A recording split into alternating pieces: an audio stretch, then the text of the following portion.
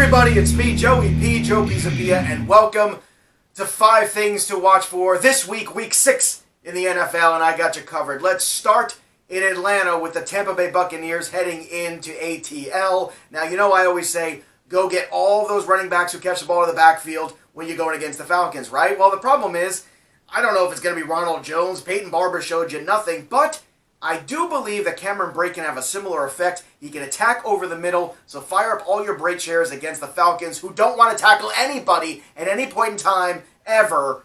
If you watch them, you know what I'm talking about. So, number 2, I think that Houston air attack continues to be very, very potent. I know the Bills are tough in the secondary, but I don't think it's going to matter. They're on the road here. Yeah, I know a couple weeks ago they caught the Vikings napping. I think we're over that now. I think what you're looking for this week is a team that still can't run the football. Lamar Miller's banged up. That means enough for QT, enough for Hopkins, and enough for Fuller as well. So all those Houston shares, fire them all up because it's going to be a whole lot of air yards for Deshaun Watson and company. All right, let's talk about number 3 here, the third thing to watch for Week 6 in the NFL. You know, remember 2 weeks ago when everybody said Nick Chubb was going to be a thing after that Oakland game, and then last week he did nothing? Well, I don't want to give up on him quite yet. I think there's opportunity against the Chargers this week to get Chubb involved.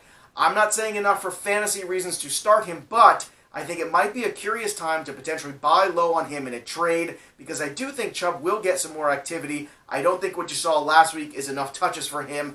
He's going to start to get more, too, as the season progresses, so keep an eye on Chubb's volume. And look, this might be your last chance to buy low on Nick Chubb. All right, the fourth thing to look for is whether or not the Pittsburgh Steelers can continue the balanced attack as they go into Cincinnati. Now, division games are tough. We all know the chippiness between the Bengals and the Steelers exists. It's always going to be the case. This might not be a huge scoring affair, but what it might be is the continuation of James Conner and the balanced, I'm using air quotes as I say balanced, Pittsburgh attack, which is the way to go. Let's be frank. That's the best situation there for them. So I think it would be very wise for them to continue to push Conner. Roethlisberger on the road, we all know, has been hit and miss over his career. So keep an eye on James Conner and keep an eye on whether or not that balanced attack continues the road show in Cincinnati. And the final thing in Week 6 to look for is that Kansas City-New England game to see who gets taken out. Because what I mean by taken out is we all know Bill Belichick has a history of taking away